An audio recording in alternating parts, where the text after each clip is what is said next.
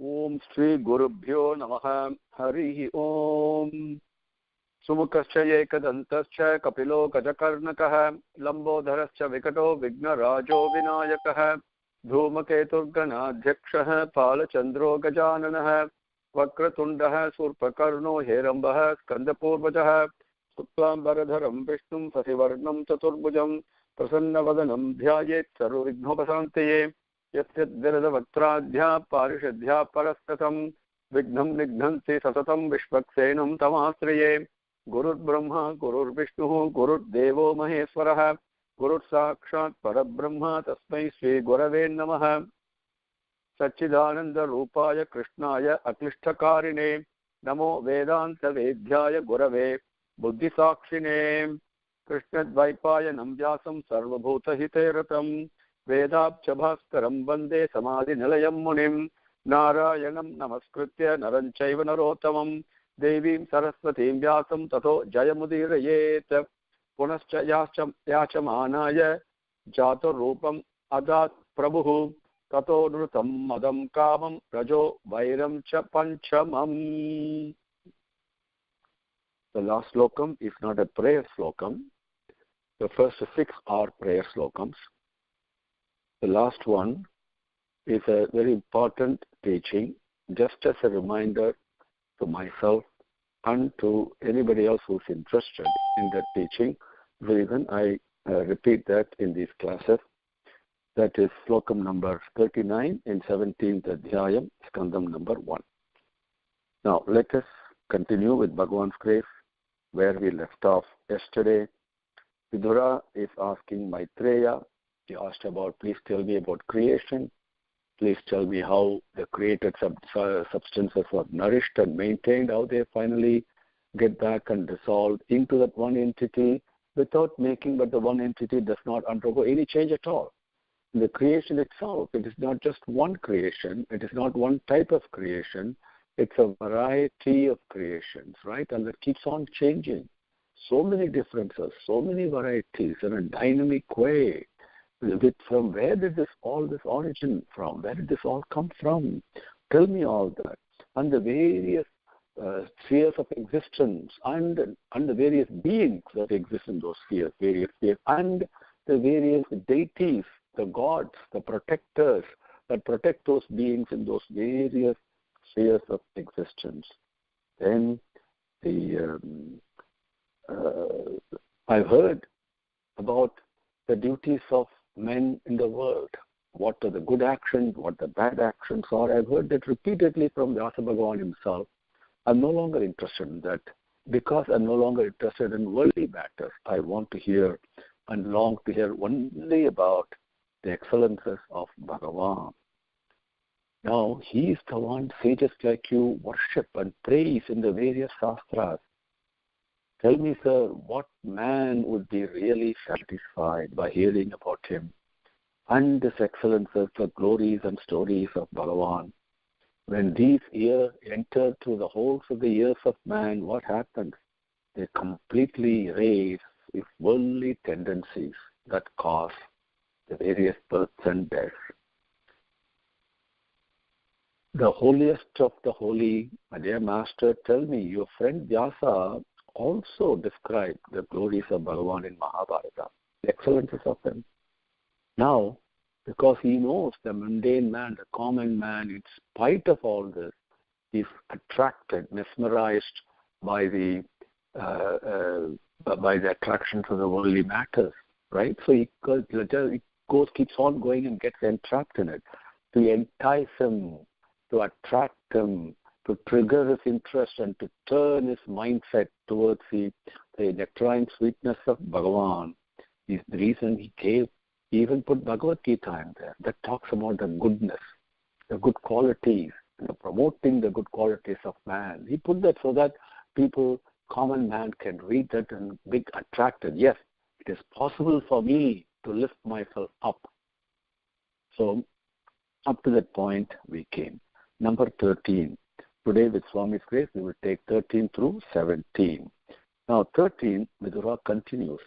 He says, the mind of man who hears or reads about the glories and the stories of Bhagavan but with deep faith, not in just passing, and also with tremendous attention, ekagraham, as they say, with one focus attention. What happens to him? When they hear like that, with bhakti and devotion and single-pointed attention and focus, they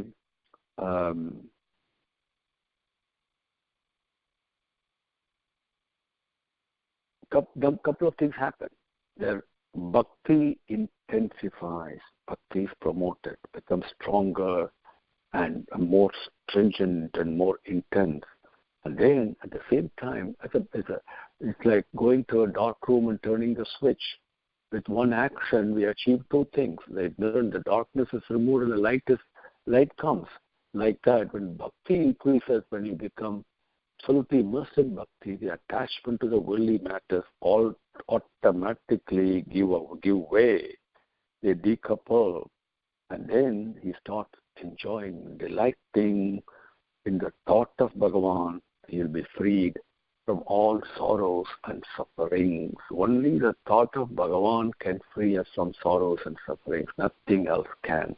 But that single action will also give us bliss and happiness and remove sorrows and sufferings. Number 14, he continues. He says, I feel very sorry that for people who, due to their past karmas and past sin, they have no opportunity to hear about Bhagavan and his excellences. And I feel sorry all the more so for those who, in spite of such opportunities, getting these opportunities, are indifferent to it. People don't even get the opportunity to listen to the glories of Bhagavan. They spend their whole life pursuing whatever else they're pursuing. And some people do get the opportunity to hear the stories and glories of Bhagavan and the sweetness, but they're indifferent to it. They don't realize. Just like a child, an infant, you give it a piece of diamond, it looks at it and throws it away. It does not realize the value of it. Like that, people are indifferent to this greatest nectar, amritam, that's available to us. Now, the lifespan of these people who indulge in and talk of only worldly matters is consumed by the spirit of time, which is unstoppable. Their lives are indeed wasted lives, lived in vain.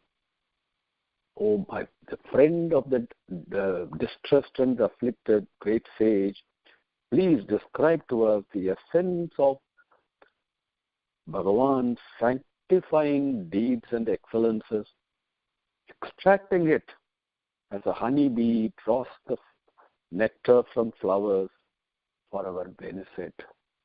Tell us that. Narrate to me whatever actions of superhuman work the Lord performed in his avataram when he assumed his divine power for the creation, preservation, and dissolution of the universe. Then Sri Sukha answers. He says, the divine sage Maitreya, on being thus questioned, requested by Vidura for the spiritual good for the whole world, replied thus, with due deference to him, with due respect, honoring him, because it's the best question that you can have.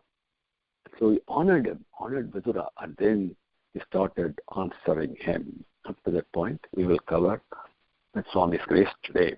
Now taking up Slokam 13, Sa Sraddhadhanasya Vivardhamana Viraktimanyantra Karoti Pumsaha Harehe Pada Anusmarati Nirvritasya Samasta Dukkhaha Atyayam Asu Dhatte.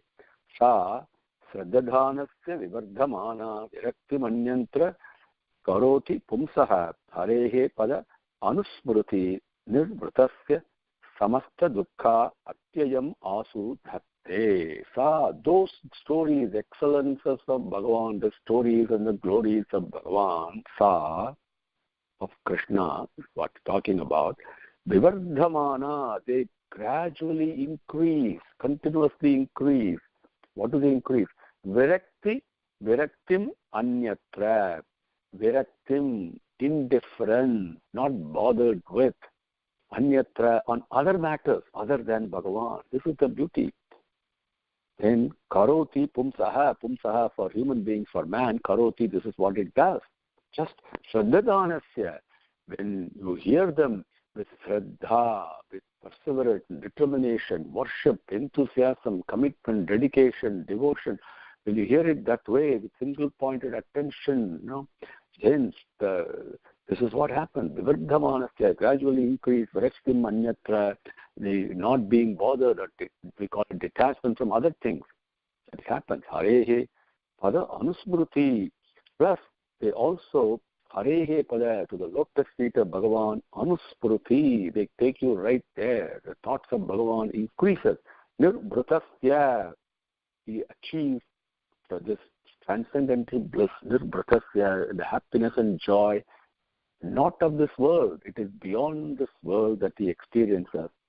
Samasta dukkhaha, all sufferings, atyayam, all miseries, asu, without delay. Okay? Without delay, they all get annihilated. Nirpratasya, they all get removed, and the bliss comes out of it. Dhatte, that is what this Sraddhadanasya, this listening to listening to the glories and stories of Bhagavan does. And listen to it with devotion and bhakti, single-pointed attention, perseverance, dedication, determination, and enthusiasm. Then you're not bothered about worldly matters. Your attachment to the lotus feet increases exponentially, and the joy you derive out of it in its wake automatically eliminates all the sufferings immediately without delay, like turning a switch on in a dark room. Exactly, instantly it happens. Sa sridanasya vivardhamana viraktim anyatra karoti pumsaha harehe pada anusmruti nirvritasya samasta dukkhaha atyayam asu dhatte. Number 14. Tan sochya sochyan avidah anusoche harehe katayam vimukhan aghena shinoti devaha animishastu yesham ayuhu vrita vada gati smrutinam. Tan sochya sochyan avidah anusoche harehe katayam vimukhan aghena shinoti devaha animishastu yesham ayuhu vrita vada gati smrutinam. Tan, of all those people, of all those sochya, the various pitiable people, the people who are suffering in this world, sochyan, of those people, they avidaha, because of their ignorance, they're ignorant. Anusoche, I pity, I'm really sorry, I feel very sorry about the pitiable state of affairs of these people who are very pitiable. Why? Harehe katayam, to listen to the stories and glories of Bhagavan, again, due to the sins that they've committed, the demeritorious actions they performed, basically the removal of immorality is immortality. When I hurt someone in my mind or through speech or through my action, then I'm committing a sin. That is what Aghena, that is Agha. Agha means that is the sin, that is the papam. So I have to pay the consequences for it. Because of Aghena, all these people, why do I pity them? Because Harehe Katayam Vimukhan, they turn their face away from the stories and glories of listening to the stories and glories of Bhagavan. They're averse to listen to them. People make fun. Oh, you all listen to Bhagavatam. No, why? I can't waste my time. I don't have time for it. I'm busy with something else. These are all vimukhan, turning yourself away. It is like the sun is shining outside. I close the blind in my house. How can I see the sun in? So I'm being averse to sunlight. It's like that. Shinoti devaha animishastu.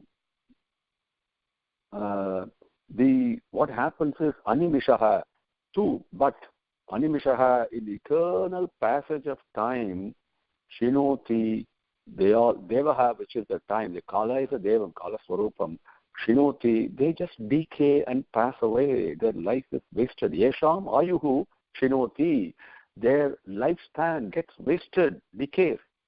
Vritavada, beautiful. Vritavada means philosophical speculations. Okay?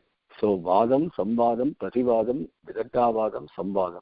Now Vritavadam is also there. That means people, the pseudo-intellectuals applying the power of intelligence, intellectual argument, get into so many philosophical discussions and all that may mesmerize and flabbergast people, but it only confuses us at the end, isn't it? That is Vritavadam. In philosophical discussions, Gati, that is the goal that happened. Smritinam, here, even though they have the opportunity to listen to these smritis, to these stories and glories of Bhagavan, they waste it away, they're indifferent to it, waste away the time and engage in philosophical speculation. Is God there or not? That itself is a wasted question. Then you get into all discussions, So it's absolutely wasted. Best to stay away from that. Tan sochya sochyan avidah anusoche harehe katayam vimukan aghena shinoti devaha animishaha tu yesham ayuhu vrutavada gati smritinam. Number 15. Tat asya kausharava sarmadatuhu arehe katam eva katasu saram uddhrutya pushpebhyah iva arthabandhah Shivaya nah kirtaya tirtha kirtehe tat asya kausharava sarmadatuhu arehe katam eva katasu saram uddhrutya pushpebhyah iva arthabandhah Shivaya nah kirtaya tirtha kirtehe. Kausharava, the son of Kusharava, who is the Maitreya. And you're also saying here, Sarvadhatuhu, not only Maitreya he addresses, Sarvadhatuhu, one who awards and grants the welfare and well-being of others, of the good fortune to everyone else. Sarvadhatuhu. So when he says, Uddhritya Pushpebhyah Saram, Uddhritya Pushpebhyah, from the flowers, extracting the essence, eva, like that, like extracting the essence of the nectar from the flowers, like a bee does, right? A bee does there and extracts only the essence. It doesn't take everything. Like that, therefore, asya, his, Bhagavan Krishna's, Srimad Narayana's, Bhagavan, his Harehe Katam Eva, his stories and glories only, Katasu, of all the topics, all the leelas that he performed, all the teachings that he gave, all the activities that he was engaged in, everything about him, Saram, the essence of it. Shivaya is the most auspicious thing, O Arthabandhaha, the remover, the friend of the people, the remover of the distress, the friend of the distressed, friend of the people who are suffering, Arthabandhaha, Shivaya, to remove their suffering, bringing auspiciousness, Naha, to us, Kirtaya, describe to us in detail, sing those glories. Kirta Kirtehe, the glories and stories of Bhagavan. Tirtham means not only sacred waters, not only sacred place, but also Tirtham, the Lotus Feet itself, is the Tirtham. Kirtehe, the glories of it, the majesty, the magnanimity of that. Kirta Naha Kirtaya, describe to us in great detail, sing those glories. Tat asya kausharava sarvadhatuhu arehe katameva kathasu saram uddhritya pushpebhyah iva arthabandhaha Shivaya naha kirtaya kirta kirtehe. Number 16. Saha Visvajanma Sthiti Samyamarte Kruta Avatara Pragruhita Saktihi Chakara Karmani Ati Purushani Yani Isvaraha Kirtaya Tani Mahyam. Saha Visvajanma Sthiti Samyamarte Kruta Avatara Pragruhita Saktihi Chakara Karmani Ati Purushani Yani Isvaraha Kirtaya Tani Mahyam. Saha, that Bhagavan, Krishna, that Bhagavan, Visva, the whole universe of Prapancham, Janma, he creates, Sthiti, he protects, and Samyam Arte, he also dissolves, absorbs everything back. Then, he also Krita Avatara, he dons Avataram, he dons a cognizable form that is full of divinity. He comes. See, Avataram does not mean descent. Please understand, that's a wrong English word. Bhagavan is not somewhere up where he has to descend from. He is present everywhere. In the front, in the back, on the side, above me, below me, everywhere, inside me, outside me, he is present. So where is the question of descending or ascending? Avataram himself describes what does Avataram means. Avataram means bending down.